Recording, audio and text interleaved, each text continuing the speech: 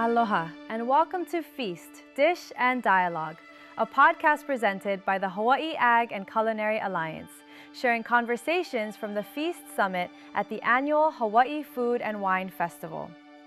Here, leaders across food, education, agriculture, sustainability, and tourism come together to explore the future of food systems and hospitality, and how culinary sits at the center of the visitor experience in Hawaii and beyond.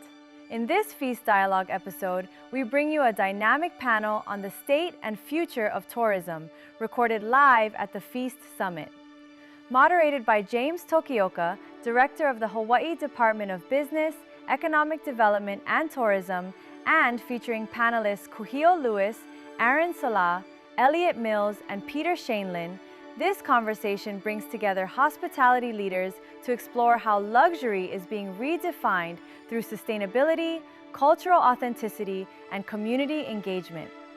Pull up a seat and join the dialogue. Aloha. I'm pleased to serve as your moderator today and lead in the discussion of the state and the future of tourism. Let's start by bringing up our industry leaders to the stage, and you know who you are. And if you don't know who you are, look on the screen over there. That wasn't in the script anyway, but none of them moved. The four gentlemen that are up here now, I have had the pleasure of working with them for many years. And then I got to meet Peter last night, Peter Greenberg. And what a talent that guy is. I mean, I sat with him for almost 2 hours, and I was like, wow. Sometimes you look at a book and you're like, I don't know if I want to read that book. But Peter, when he shared his stories with me, his connection to the community, I was blown away. Okay, so let me get back to my script. First, we have Kūhiō Lewis. Kūhiō is the CEO of the Hawaiian Council, which he has led to align tourism with Native Hawaiian values and ensure that the benefits of the visitor industry reach local communities. Next, go ahead, you can clap. Next, we have Aaron Salā. Aaron is the president and CEO of the Hawaii Visitors and Convention Bureau. A cultural leader, a visionary, he is repositioning HVCB to attract the right kind of visitors with the values of the Hawaiian culture, community, and experiences. Everyone, Aaron Salā. Sitting next to him is Elliot Mills. Elliot has been a good friend for many, many years. He is the principal of the Hawaii Hospitality Group, a former Disney executive. He now advises resorts, hospitality companies, bringing lessons of the ones of world's most iconic brands and guest experiences and strategies in Hawaii. He was also the general manager at the Marriott Kauai Beach, where I come from, and I had the great opportunity to work with Elliot Mills. This next gentleman, I just recently got to know really, really well, and I really enjoy working with him. He's very knowledgeable, very respected in his community and at his hotel. It's Peter Shaindlin. And Peter is the CEO of Halekulani Corporation. He's risen through the industry from a bartender. That was my favorite job, by the way. And when I quit this gig, I hope I can go back and do that. Luxury hotel leader, he embodies the philosophy of hospitality as selflessness, shaping Halekulani into the global benchmark for service excellence. Peter. Okay, we're going to get right into the questions because I know our time is limited. And the first question is for you, Kūhiō. And I finally got the list, so now I know what the questions are. How can Native Hawaiian values be woven into the visitor industry experience so that they benefit host communities as well as the visitors? Thanks, Jimmy, and thank you, Denise and Food and Wine, for this opportunity to be here. I would say, first of all, it's important to recognize Native Hawaiian values are actually Hawaii values. So it's not just unique to Native Hawaiians. It's something that we should all be adopting. It's what sets us apart from the world. I think in terms of how Hawaiian values can shape community-led tourism, it's really about the spirit that within that value system. It's the ho'okipa, it's the hospitality, it's the welcoming nature. of that spirit that really is the differentiator. That's what's going to make us a unique destination. That's what's going to make our people feel uplifted. Just some examples. I think it's also important to give some opportunities to our local businesses, our local makers, our creators. And I think we're moving in that direction, a little slow, but we're moving towards creating spaces, taking more risk.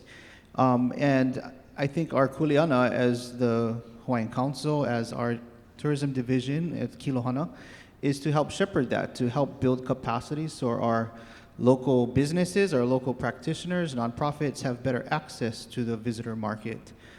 It's a pivot for them too. It's a mind shift for them. But there's amazing opportunities when you can bridge local communities into this sector. They can benefit tremendously. An example, I want to give a shout out to the Hyatt Regency Waikiki Beach Hotel, also Ko'olina. They've opened their doors and allowed us space there where we can curate more authentic storytelling and experiences for our visitors. That's not something where a hotel would typically let a Hawaiian organization take over certain elements of their hotel. But things are progressing, things are happening, and great things are happening. We employ over 400 people within our organization. Many of them are working in the visitor industry to help shepherd and support community-led tourism. So my short answer is really, I think we have to be vulnerable. We have to be willing to live and breathe the value systems that comes with being someone that lives in Hawaii. And that's, lokahi, that's that aloha spirit. That's all of the things that we hear about. We just need to behave it. We have to live it. And that will emulate into being the destination that I think we need to become. Thank you, Kūhiō. That's right. Okay, this next question is for Aaron Salā. As the new CEO of HVCB, what is your vision for the organization's role in shaping the future of Hawaii's visitor industry?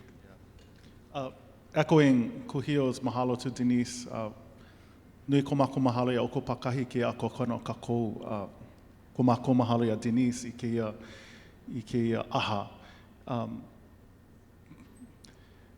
I've been in the role at HVCB just about 14 months. My executive coach says, Aaron, you give it about 18 months in order for you to assess where your learning is. And I'm really impatient, so I have this coach. I'm really impatient, so I push the team really hard. They push back. And ultimately, let me say very matter-of-factly, HVCB for decades has done incredibly good work in storytelling. If you go back to campaigns like Rooted, Let Hawaii Happen. Rooted was so good, they did Volume 1 and then they did Volume 2. Let Hawaii Happen. These were campaigns that centered community already. And they were already doing that work before I came to the organization. I think what's interesting about my particular position is it is impossible for me to succeed. I'm too brown on one side. I'm not brown enough on the other side. The industry wants me to be a cheerleader for the industry, and I am. I'll talk about that in 20 seconds. The other side wants me to criticize and ridicule the industry for not taking care of who we are as a community. And the fact of the matter is, I am the epitome of the power of this industry. I grew up in a traditional Samoan household in a little dot in the South Pacific. I became an adult, to Kūhiō's point about Native Hawaiian and all of Hawaii, I became an adult in a nurturing immigrant household, Native Hawaiian, Chinese, Portuguese household in Kailua, on land my family could never afford today. We will never give up this land, even though our house is falling apart. My mother was a dancer at International Marketplace from the age of 12, Antibella's dance school, International Marketplace. She became a mid-level hotel executive. My father's an airline founder. And so I'm a child of the industry. And what I see right now is, at a time, to Mr. Greenberg's point, at a time where globally the world is losing its humanity by the second, Hawaii is the place where you find your humanity again.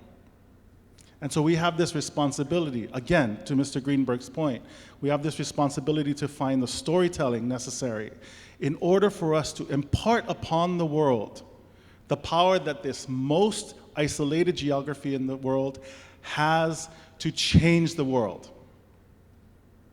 And so what we're doing with HVCB is creating opportunities for us to carry the stories of the people of this place in a way that resonates with the people outside of this place, so that at some point in someone's lifetime, every single soul must find their way to Hawaii. That has to sit inside of a regenerative tourism framework. That's not our framework. The Ledge has mandated this framework. So our job is to work through the Hawaii Tourism Authority inside of the mandated regenerative tourism framework, such that, again, to Mr. Greenberg's point, to LG's point this morning, that the kind of people that we are bringing to Hawaii are interested in the kind of experience, the process, the taking of the picture of the food on the plate is not just about the food on the plate and how pretty it is. It is about the years and years and years of training that a sous chef goes through, that a lineman goes through, that an executive chef goes through, that a curator goes through in order to design the plate that is in front of you. That's our job. I'll put a period there and we can come back. You're listening to Feast, Dish and Dialogue, conversations from the Feast Summit exploring how food, culture, and hospitality shape the visitor experience in Hawaii and beyond. Peter, you see what you started, because these are not canned responses. These are from the heart. I had canned responses, but threw them out when LG spoke and Mr. Greenberg spoke. Awesome. Awesome. Thank you very much, Aaron. The next question is for Elliot Mills. So with the visitor numbers showing a slowing and operating costs at historic highs, how are Hawaii's hospitality leaders rethinking guest experience to maintain quality, uphold cultural authenticity, and keep the industry moving forward? Thanks, Jimmy. That's a pretty loaded question there. I'm Portuguese, so this might take about an hour. But it's good to be here. Thank you to Denise and Roy and the rest of the Hawaii Food and Wine team for allowing us to be here. In all sincerity, though, I'm going to kind of throw the script out the door, too, and kind of zero in of part of Jimmy's question with regard to what's important for us, I think, personally, for the industry as we go forward. And I couldn't agree more with Peter's comments and the comments that have been shared here on the stage. But my focus to me right now, because our differentiation as I look at it in my viewpoint is our people. They are the storytellers. They are the people that work in the restaurants, who put the food on the plate, who tell the stories, who welcome our guests here every day. And I think it starts with leadership. It starts with setting a culture that creates a space, an environment where our employees, our cast members feel very comfortable in their skin, feel very comfortable with the people that are next to them, supporting them. So it's a very value-based leadership style that I think has to be adopted on a consistent basis throughout the industry. Now, some of us have really embraced it, some of us perhaps not. The continuity of that as we go through the CFO arrangements at times go up and down, and I think that's what's incumbent on us, that we have to even that plane. We have to be consistent in the way we manage and take care of our people here in our islands. And it's creating training, it's hiring people that have that shared values, it's reinvesting in them, in their training, it's empowerment of them in the management styles that we have. It's sharing a value system that's commensurate with the values here in Hawaii, the Hawaiian values mixed with the values that we have in Hawaii. And I think, when we opened Disney as an example, we did blend those values together. So it was relative to the people who were working at the resort. That was their resort. The decisions that were made through leadership was consistent with the values that they shared, not only at work, but at home. And I'll stretch that out to further to say that the industry is the #1 GDP provider for this state. We bring in millions and millions of dollars through taxes. And I think part of creating a space for our employees to tell those stories, to take those people pig hunting, to be very open and hospitable and create an experience, is to take care of them at home. So a lot of those experiences come from having good housing, right, quality living. Obviously we have incredible expenses here. You touched on it, Jimmy. So it's the expectations that we have of them coming to work and creating a space for them to be comfortable in housing and be able to live and grow a family here comfortably while working hard to deliver on the expectations of our guests. And that balance is very difficult, but I think it's one that we can accommodate. And then investing in the infrastructure. So we talk about our beaches, not only the beaches that we see out here in Waikiki, but the beaches throughout the whole state that our community enjoy, that our employees enjoy on the weekends. Those restrooms, those parks, those facilities, those gyms and swimming pools and infrastructure and roads, so that they can come to work feeling good about themselves, because if they're not feeling good about themselves and their family first, how are they going to give that experience and that hospitality to the visitor that is coming in? So it's investing in our people while generating, a great experience for our visitors. And I think that balance has to be there, and we have to spend that money and investing in our people so that we can continue to sustain our industry and tell the stories that we want to tell in the places that we want to tell them. Thank you. Awesome. Thank you very much, Elliot. The next question is for Peter. You've said that at its core, hospitality is about the art of acting selflessly, combining style and substance, the quality of the product, and the manner in which it's delivered. In that spirit, what truly sets the Halekulani apart as you look today at redefining hospitality for a new generation of travelers? Thanks, Jimmy. So this is the thing, we don't want to be apart, okay? So we don't want to be set apart. We believe that in business, we should never make the mistake of competing, especially on a local basis, because we're all in this together and we're a destination. We want people to come here. When I hear a new Four Seasons goes up or whatever the next brand is, some of my team sitting right here, what do I always say? It's good for Hawaii because it's further stamping it as a legitimate destination. And we hope they do a tasteful job. But you guys made it easy for me on this question because there were three words that stuck out. One was Kūhiō, authenticity, and Elliot talking about people, and Aaron talking about humanity. And one of the things that we try to do, but we don't do it to be different, we actually hope other corporations will emulate us, is arts and culture. But what we used to do was, sure, the guests, we sponsor the symphony, the opera, the museum, the palace, and on and on. It's all terrific, the film festival, very exciting, et cetera. But what happened was, guests would get free passes, and they still do, and they can go and they can attend and hopefully have an enriching experience in Hawaii. But that's the easy part. These are already affluent people who can get what they want around the world and have seen an awful lot. We started getting smarter in recent years, and what we started doing is saying when we renegotiated those arts and culture contracts and partnerships was, we want dress rehearsal tickets at the opera for the employees. We want them to have free admission into their own museum, the Bishop, and on and on. And what started to happen is we have employees come into human resources, the team's here too, and come into learning and development, or come into our office and say, oh my gosh, I'm a room attendant, and I brought my daughter to the opera 10 years ago. We don't know anything about it. English is our second language. And she just went to conservatory at Juilliard. And it happened because we gave them the ticket. So it really is selfless, is really about servant leadership, and we're going to do fine. Even now, look, the business is not good in Hawaii. We were not one of the hotels, we were not one of the luxury hotels that doubled and tripled their rates after COVID. Okay, that was wrong. Somebody needs to say it was a money grab and it was short-term thinking and it hurt Hawaii. It hurt Hawaii.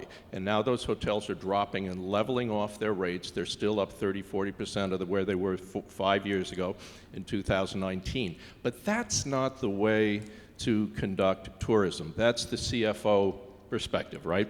And we don't want to be part of that. We don't want to be part of that. And so when it really comes down to in the arts and culture sponsorship, and again, if there are corporations, CEOs in the room, do it, because what it does is social justice causes are great, but it's reactive. It's after the fact that there's a global or local tragedy. Arts and culture imbues humanity and the sense of sensitivity and respect and compassion in young people. And so we want to get, not only to the employees, we want to get to their kids and our kids and say, make Hawaii a better place from the inside out, create thoughtful, sensitive, respectful global citizens, and that can be a mission of a hotel. And a friend of mine in another business just said to me with this, what does that have to do with hospitality? And my answer was, everything. Thank you.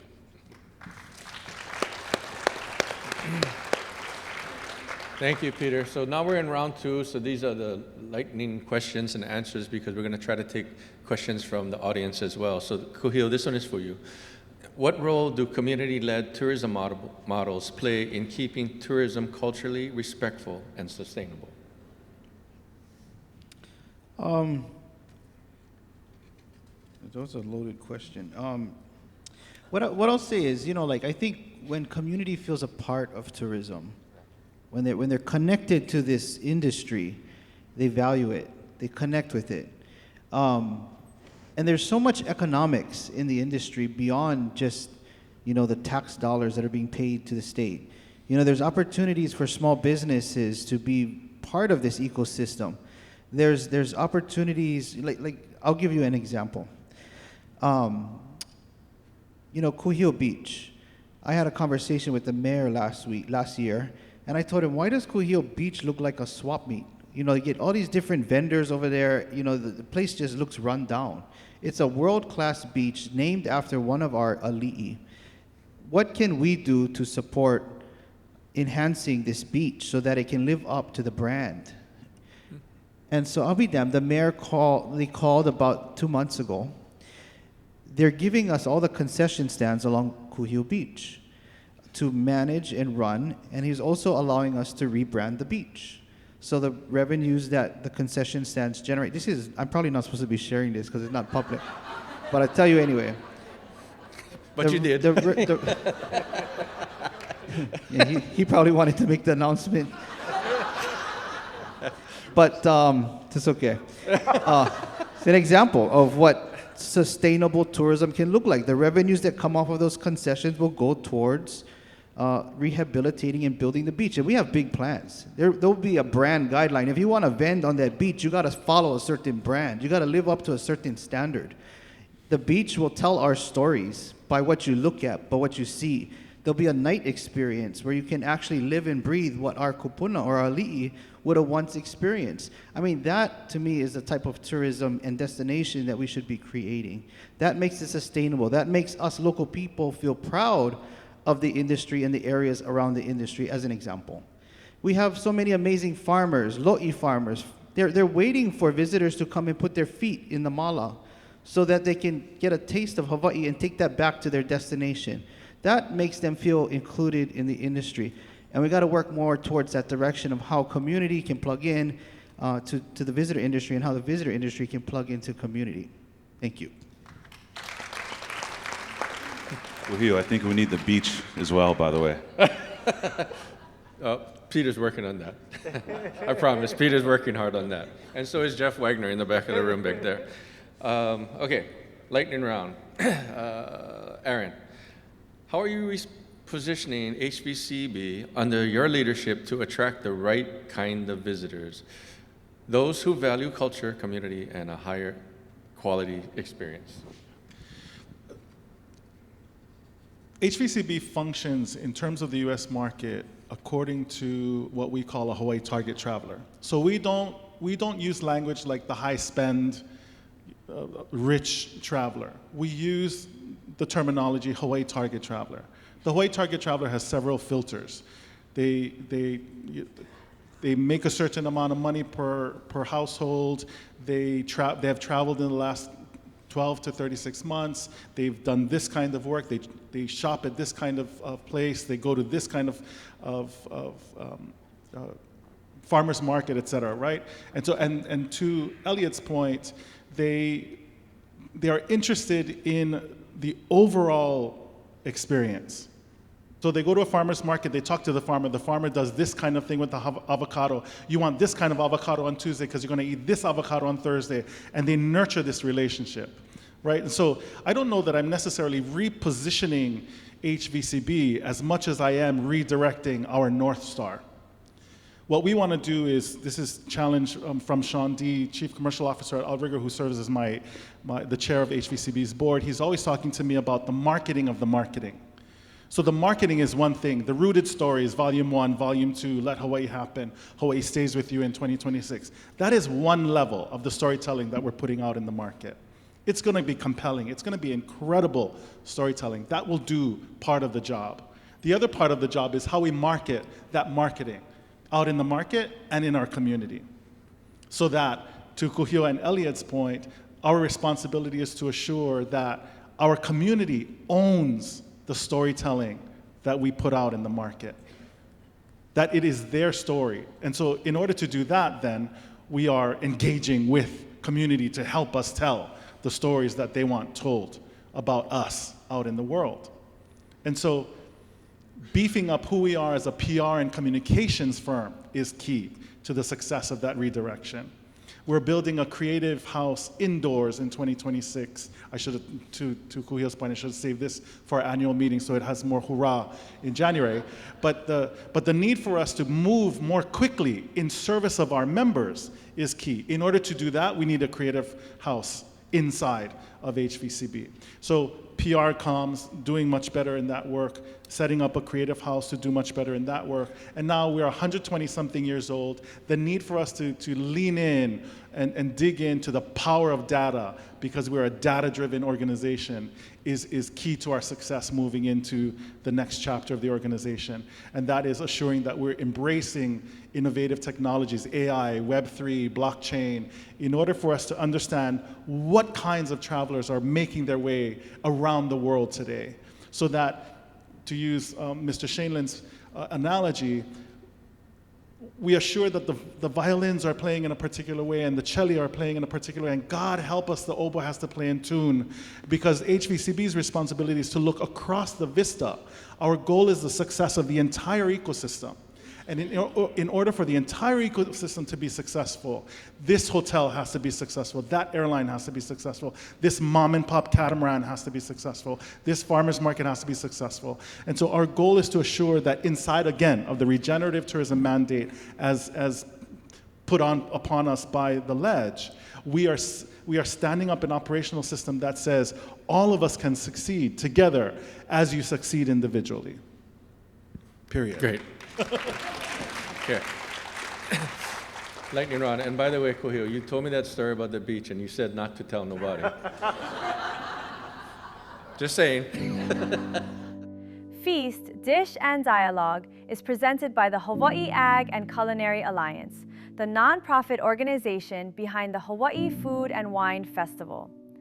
Founded to strengthen Hawaii's culinary and agricultural industries, HACA connects world-class culinary events with year-round investment in education, workforce development, and local agriculture. Through programs that support students, entrepreneurs, farmers, and hospitality professionals, HACA works to ensure Hawaii's food and hospitality ecosystem continues to grow, innovate, and thrive. Okay, next question is for Elliot. Having worked for Disney, often called the most magical place on earth, what lessons about leadership and guest experience have stayed with you, and how might those ideas translate to Hawaii in a way that honors our people and our culture? Thanks, Jimmy. In the spirit of sharing news that hasn't come out, I wanted to thank Senator DeQuoit for approving our $100 million HVCB budget. That's fantastic. Round of applause for Senator DeQuoit. All kidding aside, though. She's not laughing at me right now. I'm kind of scared right now. No, but all seriousness, it's been my experience at Disney has been phenomenal, and it really, we make memories that last a lifetime in that company, and it's true. When you walk around Disneyland, as many of you have, or Disney World, and you see the twinkle in those kids' eyes, as much as it is made up, it's animated, truly the people there are telling stories in the purest fashion. While they're made up, some true, some authentic, some not, it's a delivery of that storytelling to that child or to that family that creates those experiences, that create those memories. And I think Disney is special and unique in that sense because of the leadership that completely believes in delivering those experiences. And those experiences are delivered through the people who are engaging with those guests. And that's where they thrive, because there's a consistency in driving the value proposition to the people who are working, the cast members who are on the front lines. And the dedication to empowering those cast members, as many of you have experienced, I'm sure, to creating those experiences is something like I've never seen. And they support those leadership teams with training. They reinvest in them. They share a very common value set of how they manage their people, very consistent. So there's an expectation of people who work for Disney, how decisions are going to be made, why they're going to be made. And so you can carry on that idea, that value, that belief that the right thing is going to be done almost every single time. And by the way, they're not perfect, as you very well know, but it is definitely high probability of them making the right decisions, trying to do the right thing every time. And I think that's what they did when they came here to Hawaii, because when we opened up at Aulani, they were very committed to creating a very authentic and as genuine as possible experience to share our culture, our host culture, and just the people of Hawaii, the experiences, the mo'olelo that we tell at that property, as close as possible to be a portal to understand our culture better, to share in our culture, and at the same time have a very rich experience and create memories at the resort that they couldn't create anywhere else in the world. And that dedication and that engagement they did with our cultural community and with our cast members and the environment that they create, the benefits that they give them, we employed almost 45% of our total population of almost 1,800 people when we opened was from the West Side. And our retention rate shows it, because I think we retain at least, our turnover rate's about 5 to 8% in any given year, which is an incredible benchmark for our industry. They have done a wonderful job, and I couldn't have had a better experience working for Disney and for what they did for Aulani, our state, and as a company. It's been a phenomenal experience, and they've done a wonderful job, Jimmy. Thank you. Awesome. Thank you, Elliot. Okay, Peter, what has Halekulani learned about cultivating guests who return often and spend more? And you do have a lot of that. We see a lot of the Japanese clients that come back and forth. So what's your strategy? Thank you. A couple of things. Peter Greenberg, you mentioned this concept that people call over tourism. And, it's funny, before COVID, and this was such a constant conversation, and it's really grown around the world now. We see Venice and we see Barcelona and other things going on. And in many cases, they're absolutely right in what they're identifying. They may be mislabeling it or misunderstanding it slightly, as you said. Before COVID, I said to a colleague, how's that? I hear you, and it seems overcrowded with tourism.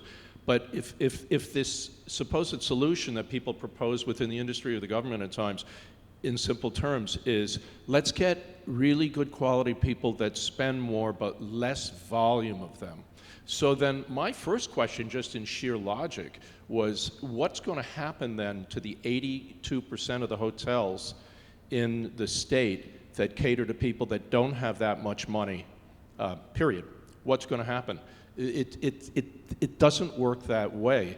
And so I think what as Peter said, it's a question of how you really manage that. So I just wanted to touch on that briefly. And nobody has a solution today, but we have to start to rethink or reimagine what that means and take command of our tourism in the way that's been expressed by my colleagues here and by you as well, and then start to reshape and guide and rebuild what we have, and never waste a good crisis, as they say. Post-COVID is a great time to reshuffle while things are softer. Disney, I didn't grow up on Disney. I was in New York. We didn't go to Florida. We didn't go to, Florida wasn't there when when I was a kid. But we didn't go to California. So late in life, my wife takes myself and my son to Disney, and I have no idea what's going on, and you can really get overwhelmed if you don't understand it, right? And then I'm thinking, what is this place? These people, everybody's rushing to this ride, this ride, this ride, this ride. it doesn't stop, you know? And then the second visit, and by the third visit, I said to Elliot after, I get it. Everyone in the whole place is happy.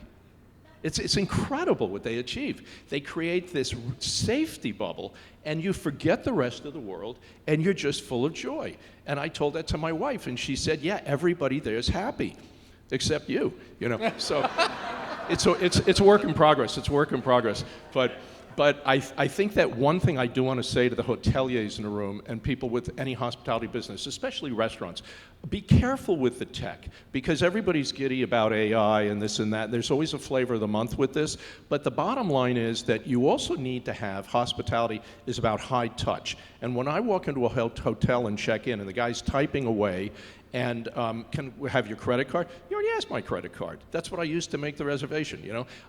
It doesn't look up. I go into a restaurant and there's an iPad with 3 high school girls and they say, take them to the table 84. You know, what is going on? We have to be really careful that we are losing, to Aaron's earlier word again, our sense of humanity. We're going there because it can give us comfort and joy, just like Disney, or restaurant, or hotel. And we become so mechanically inclined. And most of that technology works for, it's 90% of it's for the hotel systems, in the restaurant systems. It's not for the guests. So when hotels or restaurants today are saying, it's so hard, we're suffering, it's true. But take a look in the mirror. We all have to do this, we do too, and say, we got to back it up here, and you want to have the best. We've talked about it. David Barnes is here, our GM. We talk about what's the best CRM, customer retention management system. If he goes in the lobby and gives somebody the business card and says, I'm the GM, that's really powerful.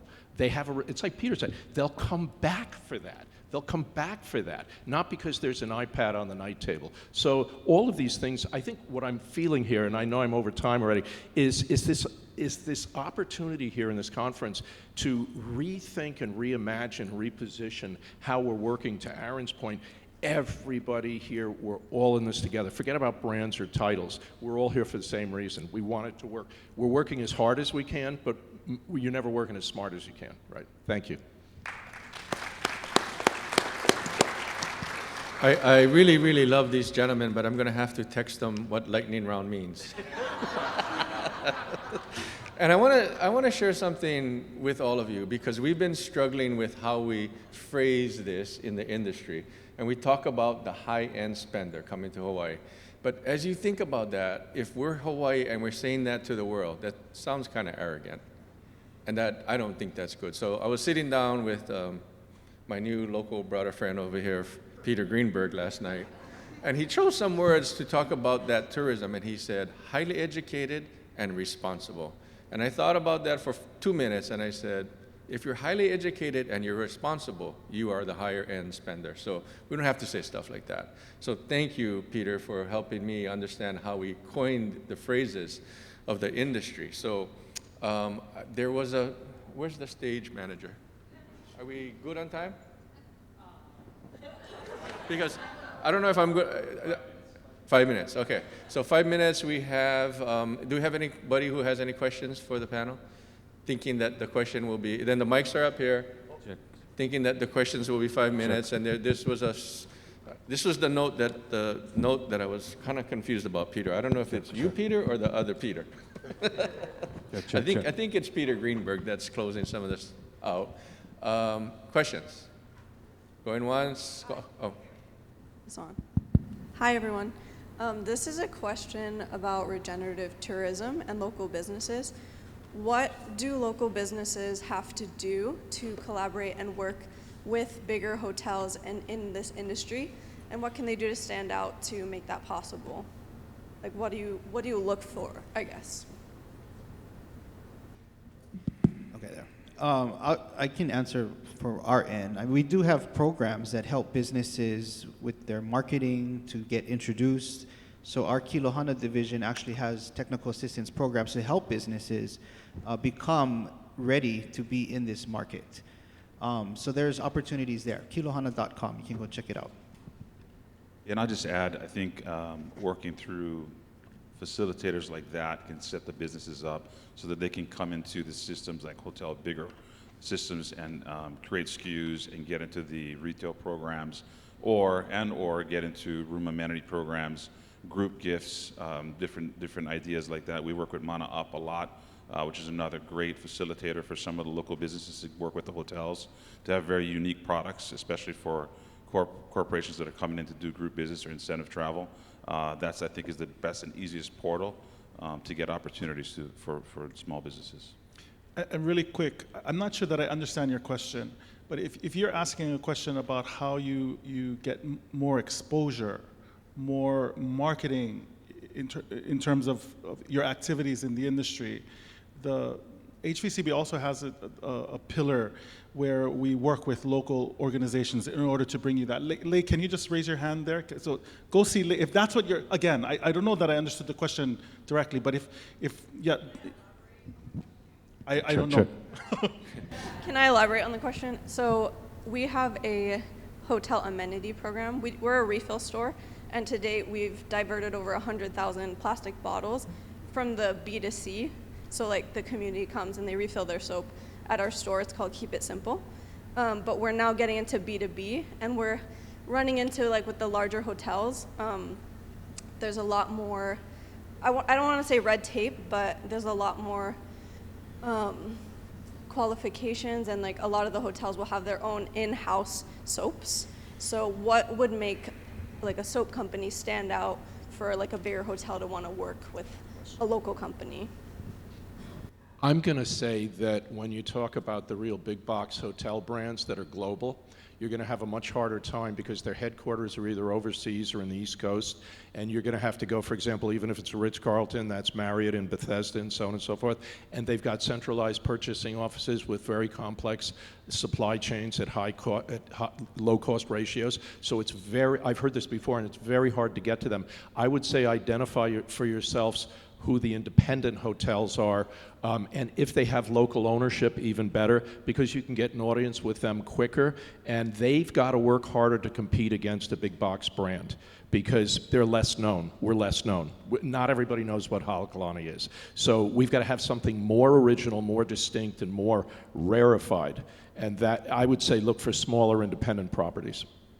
I'll drop names like Outrigger and Alohilani. And I want to welcome my friend Leala Makalin back. Welcome back. A prodigy of Roy Yamaguchi, Leala. If today's conversation inspires you, we invite you to experience it in person at the Feast Summit, returning Thursday, November 5th, 2026 in Honolulu during the 16th Annual Hawaii Food and Wine Festival. Mark your calendars. Tickets go on sale this May. Learn more at hawaiifoodandwinefestival.com. I was just wondering, I think a few people talked about stories. So Peter talked about that. I think Elliot, you talked about Mo'olelo at the Disney. And I was just wondering if you guys could speak about maybe, especially post-COVID, like if your storytelling currently is changing, how you're thinking about what stories you're telling, just anything like, yeah. I know we sort of talked about it more generally, but I was wondering more specifically, like if there's anything that you're really thinking about when it comes to storytelling. So, again, I double and triple and quadruple down on HVCB's capacity and talent for storytelling for the past many, many years. I think what had happened recently, COVID probably is one catalyzing event, is that what the world was ultimately seeing was that communities wanted to be integrated into the process of storytelling, that destinations were marketing to their markets. And so what HVCB is ultimately doing, at least for our purposes, again, looking out from the vista at the ecosystem, is assuring that our process by which and through which and for which and about which we tell story, we carry story on behalf of, is a process that is more integrative of community, is more integrative of partners, is more integrative of the power of the culture that is, in our case, Native Hawaiian, local Hawaii. And so our goal then is to assure that process of storytelling and the stories that ultimately culminate as a result of that process are reflective of a more engaging well, process for all intents and purposes, right? So I don't know if anybody wants to add to that, but that's what we're trying to do. Go ahead, Peter Grimberg. Yeah, the one thing that Peter just touched upon needs to be talked about is the elephant in the room, AI. AI is destroying the idea of storytelling. AI is destroying the idea of the opportunity of storytelling. I want AI to paint my house. I want AI to clean my car. I don't want AI to have a conversation with anybody in this room about my history, my culture, what I did last year, what I did last week. And that's the problem, because the industry is becoming so embracing of it, of the promise of it, without realizing the threat of it. And as long as you want to do AI for back of the house, be my guest. You do AI on the front of the house, you lose the house. And I think it goes back to storytelling and what Aaron's talking about. Great. Can I just, I'd like to ask Peter a question, if I can. Because we agree on storytelling is so important, we're just discovering, we know we have so many stories, but someone said to us recently, you got to start to think about curating your stories too. In other words, what story is really going to resonate with the next generation of traveler? Maybe the one you're telling to a baby boomer is not connecting to her, and maybe it is, so we're in the process now. So this is really gratifying and encouraging, affirming for me to hear this today. Peter, my question would be, is there any particular country, culture, city, or district in the world where they're really, really good at this? I mean, Hawaii has this in its bones, right? But is there any place that we could also look to say, as hoteliers, for example, to learn to do a better job? There are, and by the way, not coincidentally, it's the Pacific Island nations. It's Tahiti, it's Micronesia, you go out to New Caledonia. You are gonna, right, Aaron? That's where the story, you get off the plane and it's storytelling. And you become fascinated by it. And so it's also a matter of letting people know they have the freedom to tell the story, right? So they're not operating out of a manual, or get rid of the kiosks. Every time I see a kiosk, I run, because it eliminates another opportunity for storytelling. Hilton, a couple of years ago, I went back to their laboratory in Virginia, and they had said, they were very happy and very boastful about this. They had developed a robot that was going to take the place of room service.